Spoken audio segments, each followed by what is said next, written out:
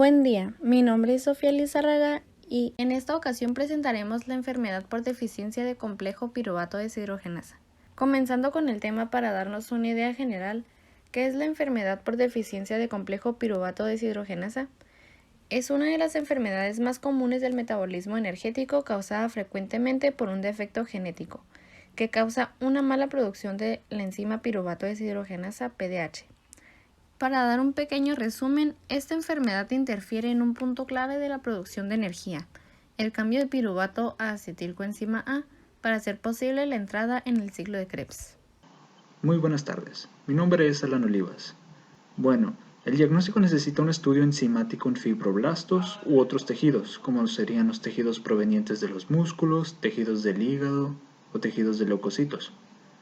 Una vez que se confirma el defecto de este complejo, se va a empezar a determinar la actividad de las enzimas que lo van a conformar o que van a activarlo. El diagnóstico definitivo va a necesitar muchos estudios genéticos. Así que debido a esto y debido a que el complejo PDH es, valga la redundancia, bastante complejo y difícil, el diagnóstico definitivo va a prolongarse bastante y va a tardar un poco. Pero esto es muy importante ya que permite el consejo genético y el diagnóstico prenatal si es que se puede precisar, lo cual puede ayudar a entender mejor qué es lo que está ocurriendo y poder identificar la enfermedad en sus estados más tempranos, se podría decir. Los signos son bastante diferentes o heterogéneos debido a que la genética en sí es diferente de persona en persona. Nunca va a ser igual en dos. Una deficiencia del PDH puede causar que el feto muestre malformaciones del sistema nervioso. A esto se le va a llamar agenesia del cuerpo calloso. Esto viene también acompañado de lo que sería el retraso del crecimiento intrauterino. Alrededor de aproximadamente unos 35% de los pacientes van a presentar dismorfia también. Esta enfermedad existe en tres formas clínicas principales. La primera se llama forma neonatal grave. Después tenemos la afectación neurológica. La forma más moderada de esta enfermedad muestra un menor retraso psicomotor y una acidemia láctica más leve, mientras que la forma tardía se va a caracterizar por una ataxia o una fatiga o debilidad muscular. En ocasiones los pacientes pueden presentar algún tipo de hemiparesia o de distonía. Aunque para resumirlo se pueden decir que los síntomas que se asocian más a esta enfermedad vendrían siendo el retraso en el desarrollo mental y corporal de un recién nacido, como mencionamos anteriormente, convulsiones, así como también la apraxia, lo cual es la dificultad para poder coordinar lo que son los movimientos. Esta enfermedad es altamente fatal y los afectados se dice que no sobreviven más allá de la infancia, por lo cual es muy importante su diagnóstico temprano. Aquí en esta imagen tenemos un ejemplo de un cerebro y un paciente que no es infante pero es un niño, que presenta lo que sería el síndrome de Leigh o enfermedad de Leigh, la cual es un trastorno clínicamente heterogéneo y que es muy poco frecuente en la edad pediátrica, y se presencia como una herencia bastante variable, así que va a depender de persona en persona. Hola, mi nombre es Kariana Ibarra y voy a hablar sobre el tratamiento de esta enfermedad. Bueno, para empezar, no hay un tratamiento que es claramente eficaz para esta enfermedad, pues ya también tomando en cuenta que el impacto de esta deficiencia es generalmente negativa en términos de desarrollo y esperanza de vida. Los tratamientos es para prevenir que la enfermedad empeore periódicamente. Y bueno, para empezar con el tratamiento vamos a hablar sobre los suplementos. Y los suplementos recomendados por médicos son tres, que es la carnitina, tiamina y ácido lipoico.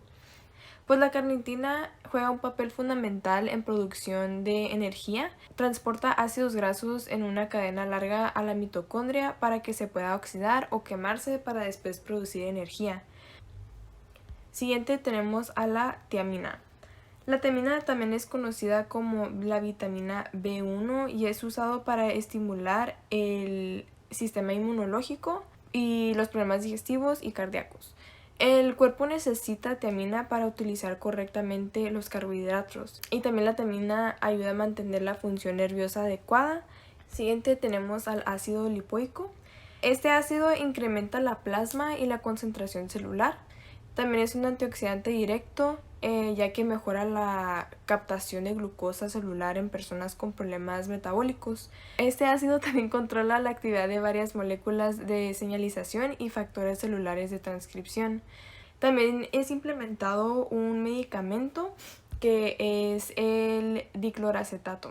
Este agente puede estimular la apoptosis en las células cancerosas al restaurar la señalización apoptótica inducida por la mitocondria. Y por último tenemos la dieta. Esta dieta es alta en grasa y baja en carbohidratos, y esta dieta también es reconocida como la dieta cetogénica. Esta ayuda a prevenir la acidosis láctica, que vamos a hablar sobre ello más adelante en la exposición.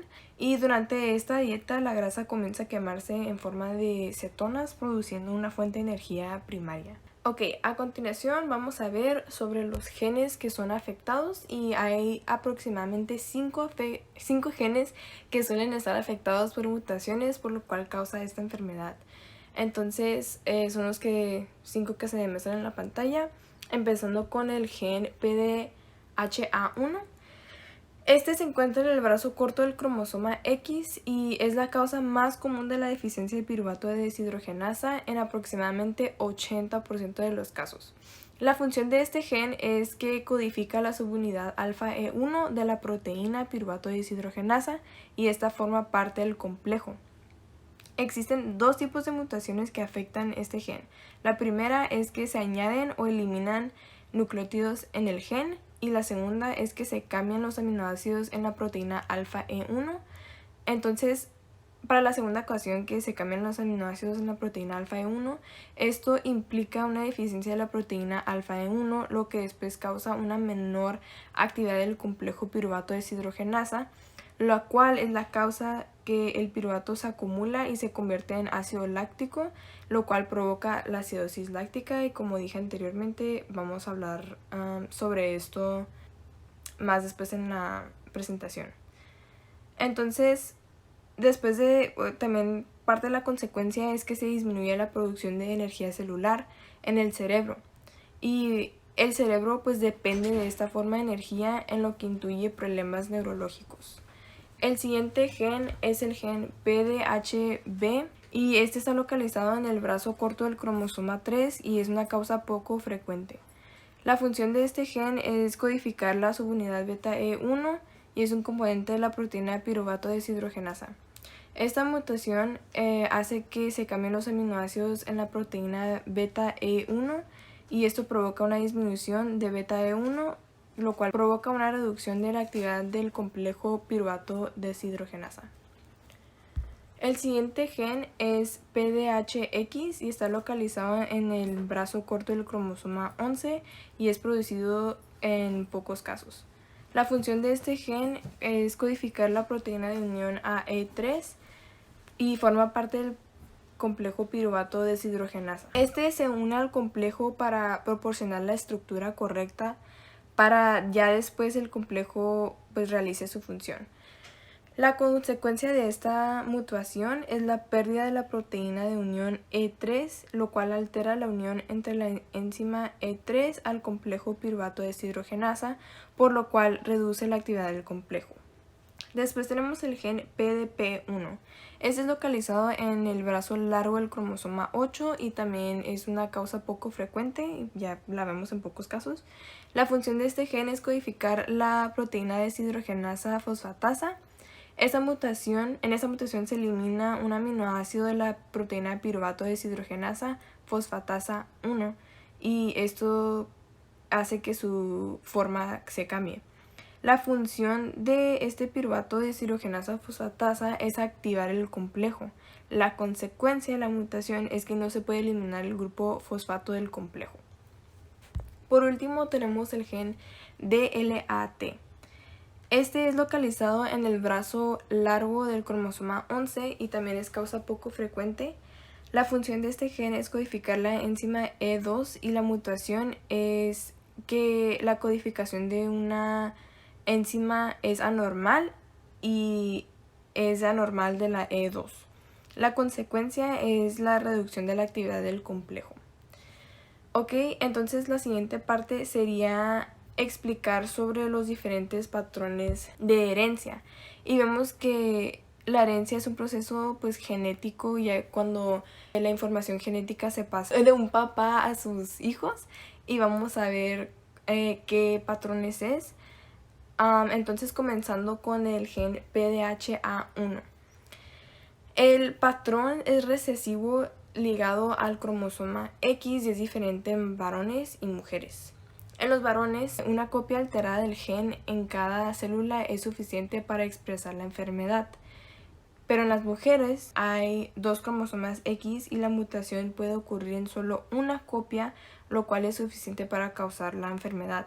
Y pues regularmente en otros tipos de mutaciones tiene que ocurrir en ambas cromosomas. En las mujeres hay algo que se llama la X inactivación, que vemos en la imagen presentada en el centro. En esta X inactivación, el cromosoma X con la copia normal del gen PDHA1 se desactiva. Esto causa la inactivación del cromosoma X en la mayoría de las células del organismo, lo cual la consecuencia es que hace que el cromosoma con el gen mutado PDHA1 se exprese en más de la mitad de las células. Mi nombre es Valeria Santiago Lizárraga y continuando con el tema, los genes que observamos en la columna izquierda se heredan en un patrón autosómico recesivo. Quiere decir que ambas copias del gen en cada célula tienen las mutaciones para que se exprese la alteración. O sea, los padres de la persona con una enfermedad autosómica recesiva tienen una copia del gen mutado. Por lo general no muestran signos y síntomas de la enfermedad. Ahora vamos a continuar con la función normal del piruvato deshidrogenasa y para ello vamos a explicarla como qué es y con qué enzimas trabaja.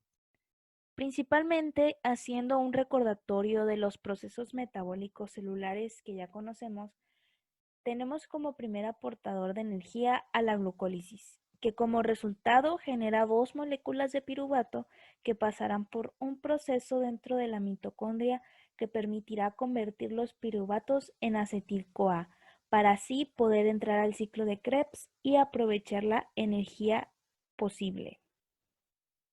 Este proceso está en manos del PDH, es decir, la piruvato deshidrogenasa, que es un complejo multienzimático mitocondrial de muy elevado peso molecular que cataliza la unión del coenzima A al piruvato que se descarboxila, proceso que conocemos como descarboxilación del piruvato, que asimismo consigue en su transcurso energía. Estructuralmente, el complejo multienzimático, además de otras proteínas, está formado por 3 enzimas, catalizando cada una de estas uno de los pasos de la reacción completa. Asimismo, cada enzima posee una coenzima que potencializa su funcionamiento, comenzando con la E1, que es mejor conocida como el piruvato deshidrogenasa, que trabaja con la coenzima B1 o TPP, que es tiamina de pirofosfato, como observamos en la imagen. Siguiendo con la E2, la dihidrolipoamida acetiltransferasa, que trabaja con la enzima lipoamida y la coenzima A o B5. Asimismo, podemos observar la imagen de la forma en la que trabaja. Y por último, tenemos a la E3, la dihidrolipoamida deshidrogenasa, que por su parte trabaja con la coenzima B2 o FAT y B3 o NADHA. Igual podemos visualizar dónde se ubica dentro del complejo enzimático. Ahora, ¿cómo funciona el complejo piruvato deshidrogenasa o también llamado descarboxilación oxidativa del piruvato?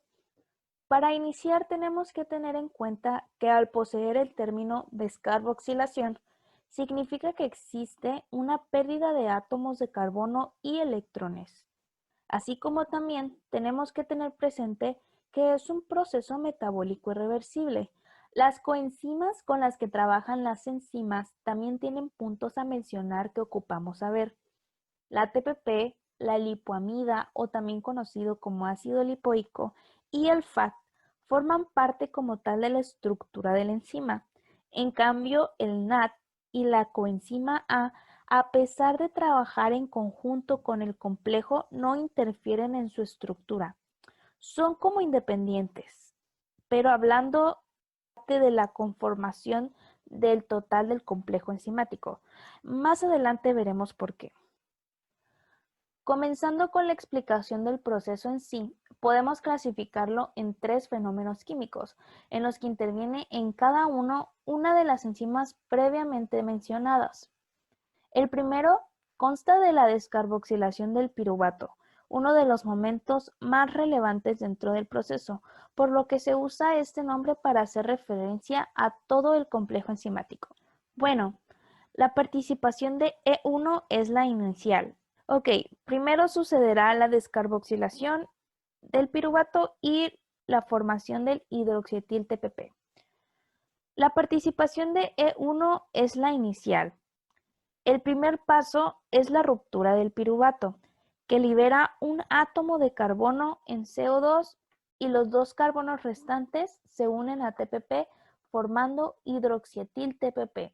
Después se continúa con la oxidación de hidroxietil TPP. El hidroxietil TPP se oxida, pues libera su TPP.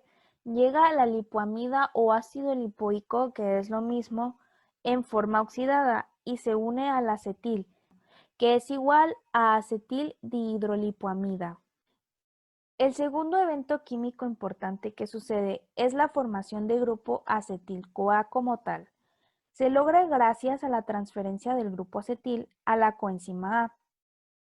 La enzima E2, la dihidrolipoamida acetiltransferasa, es la encargada aquí ahora. Primero nuestra lipoamida con acetil se oxida y se libera el acetil. Muy importante poner atención en este paso, porque pasan 2 cosas simultáneamente. El acetil ya mencionado se une con la coenzima A, dándonos como resultado acetil-CoA. Al fin, y la lipoamida queda reducida, es decir, posee electrones que tiene que ceder para continuar funcionando. Como tercer y último fenómeno tenemos a la oxidación de la lipoamida reducida, o también conocida por el nombre dihidrolipoamida. Bueno, la encargada en esta ocasión es la enzima E3, es decir, la dihidrolipoamida deshidrogenasa. Es la que participa, pues como ya dijimos, en este último paso. Esta enzima capta electrones que tiene que ceder la lipoamida reducida para que la lipoamida así pueda seguir funcionando, pues solo puede hacerlo de manera oxidada. O sea, sin tener que estar cediendo electrones, sino siendo capaz de captarlos. Por lo tanto, la lipoamida reducida con carga cede electrones a FAT, que será FATH2, pues captará sus hidrógenos. Ahora, como dijimos en un principio, y FAT es coenzima de E3 y como grupo prostético no trabaja de forma independiente, entonces es el momento en el que entra NAT, que sí trabaja con E3, pero no forma parte de su estructura. Por lo tanto, como buen acarreador de energía, se lleva los hidrógenos para que FAT continúe oxidando lipoamidas reducidas y así sea posible la conclusión de una vuelta de complejo de piruvato deshidrogenasa y el ciclo continúe con normalidad. Los NADHA nos dan 2.5 de posible ATP, así que como son 2 piruvatos, tendremos un posible potencial de 5 ATP por 2 piruvatos, ahora convertidos en acetil-CoA, después de su paso por este complejo enzimático. Los complejos PDH eucarióticos incluyen además varias moléculas de un cuarto componente proteico. La primera, con función estructural, es la E3BP. Las 2 siguientes enzimas son de función reguladora. La quinasa de PDH, que es PDK, y la fosfatasa de PDH, que es PDP. La PDK, por su parte, activa el complejo enzimático y la PDP lo inactiva.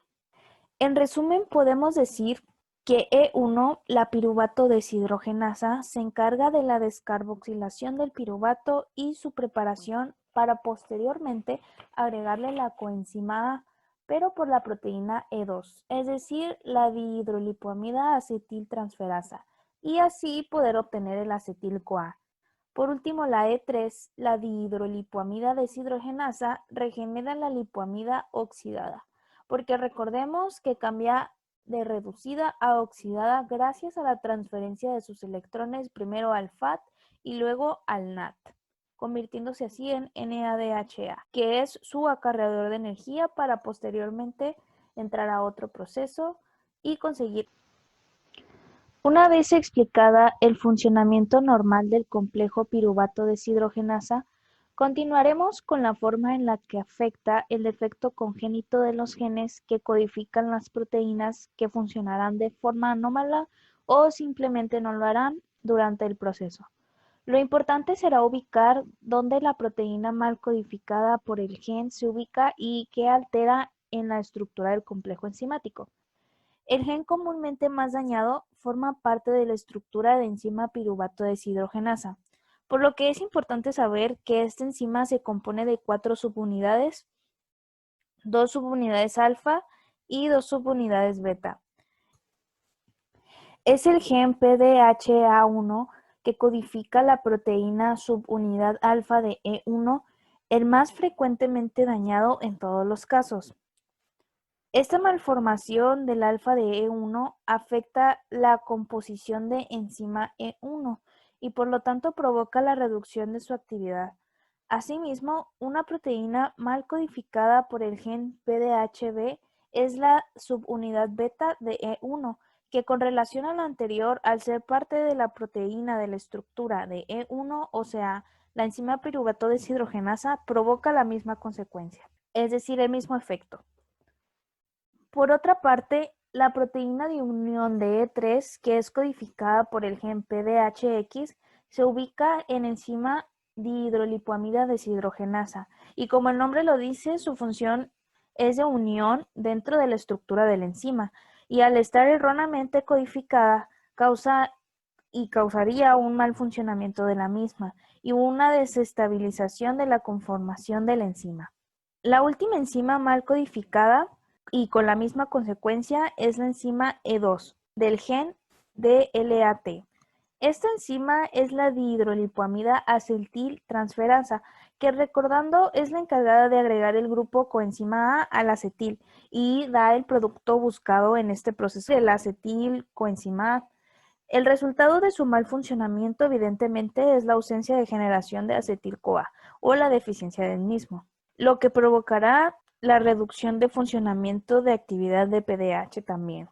Por último, en explicar está la proteína deshidrogenasa fosfatasa, que es la que activa el complejo piruvato deshidrogenasa por medio de la desfosforilación del mismo, pero al estar mal codificada por su gen PDP1 no logrará llevar a cabo su tarea, lo que traerá como consecuencia y efecto el nulo funcionamiento del complejo enzimático. Si algo tienen en común todos estos defectos en los genes y los efectos que tienen sobre las proteínas, enzimas, es el no funcionamiento del complejo piruvato deshidrogenasa de forma normal y eficiente. Ahora, ¿qué pasa con el piruvato si nuestro complejo encargado de procesarlo en acetil-CoA para entrada de ciclo de Krebs no funciona? Inicialmente, queda de más obviar que no se podrá obtener energía por medio del NADHA en el PDH, o sea, el complejo enzimático, y mucho menos en el ciclo de Krebs por medio de carbohidratos, es decir, por glucosa. Dejando eso en claro, el destino del piruvato ahora tiene 2 vías de utilización. La primera es su transformación a alanina gracias a la alanina transferasa. Dejando eso en claro, el destino del piruvato ahora tiene 2 vías de utilización, 2 vías de metabolismo. La primera es su transformación a alanina gracias a la alanina transferasa, que es un proceso reversible de modo que puede pasar de piruvato a alanina y de alanina a piruvato. Sin embargo, no produce energía. La segunda vía disponible es la del lactato, lo que hace que se produzca ácido láctico. Y en el padecimiento de deficiencia de complejo de piruvato deshidrogenasa es el camino tomado por el piruvato, lo que hace que suceda la acidosis láctica. El ácido láctico es producido por el tejido muscular y glóbulos rojos que transportan el oxígeno a los pulmones y hacia otras partes del cuerpo. El nivel de ácido láctico en la sangre es regularmente bajo, pero estos niveles aumentan cuando los niveles de oxígeno disminuyen. Esto también es conocido como glucólisis anaeróbica. El ácido responde cuando no hay suficiente oxígeno en la sangre para obtener energía y sustituye la parte del proceso en un ambiente anaeróbico. Tiene una fórmula de C3H6O3. La acidosis láctica se refiere al ácido láctico que se acumula en el torrente sanguíneo. Como ya lo mencionamos, el ácido láctico se produce cuando los niveles de oxígeno disminuyen en células dentro de las áreas del cuerpo en las que se lleva a cabo el metabolismo. A continuación hablaremos de los dos tipos de acidosis láctica. La primera es la acidosis láctica tipo A. Esta es la forma más grave y aparece cuando se sintetiza una cantidad excesiva de ácido láctico en el tejido isquémico, como subproducto de la generación anaeróbica de ATP durante un episodio de deficiencia de oxígeno. La hiperproducción de lactato se identifica típicamente en pacientes con hipoperfusión tisular global asociada con shock hipovolémico, cardíaco o séptico, y se agrava a medida que empieza a disminuir el metabolismo del lactato en el hígado poco perfundido. También puede detectarse en caso de hipoxia primaria generada por una enfermedad pulmonar y asociada con hemoglobinopatías. En cambio, la acidosis láctica tipo B aparece en individuos con perfusión tisular global normal y por ende con producción normal de ATP, y es menos ominosa. Esta se puede dividir en tres categorías principales. La primera se relaciona con trastornos sistémicos graves. La segunda se relaciona con fármacos o toxinas y la tercera se relaciona con errores congénitos del metabolismo. Las causas de los distintos tipos de acidosis láctica tipo B incluyen hipoxia tisular local, por ejemplo, durante el esfuerzo muscular mientras se realiza algún ejercicio físico, convulsiones o temblores por hipotermia. ¿Por qué se produce acidosis láctica? Como ya vimos qué es la acidosis láctica generalmente y sus tipos, explicaré ahora el origen químico de la misma. El ácido láctico es producto del lactato deshidrogenasa o LDH, así como el LDH produce ácido láctico, también se encarga de oxidar NADHA en forma de NAD o NAD, que es su versión reducida, para que así ese cargador de energía NAD pueda volver a realizar su función. Es necesario saber que el ácido láctico y la alanina en vías metabólicas se realizan de forma anaeróbica, es decir, sin presencia de oxígeno o en escasez del mismo normalmente. En contraste, el ciclo de Krebs trabaja de forma aeróbica, o sea, en presencia de oxígeno. Es esencial conocer estos datos para identificar que el ciclo de Krebs es la principal vía energética y el lactato queda como secundaria en relación con su necesidad de oxígeno. En la enfermedad que estudiamos es evidente la imposibilidad de entrada de ciclo de Krebs de la glucosa, por lo que los piruvatos derivados de la ingesta de carbohidratos va destinado a producir ácido láctico, para que a su vez logre oxidar NADHA en forma de NAD para ser usado en otros procesos como la glucólisis. Hay dos formas en las que es posible la eliminación del lactato. Una de ellas es la exhalación, en la que se desecha en forma de CO2, como la mayoría de los residuos metabólicos. Y la segunda opción no es como tal la eliminación del lactato, sino su transformación en piruvato. Estamos hablando de una conversión del lactato a piruvato que tiene lugar en el hígado en condiciones apropiadas. Lo mismo que sucedía con la alanina.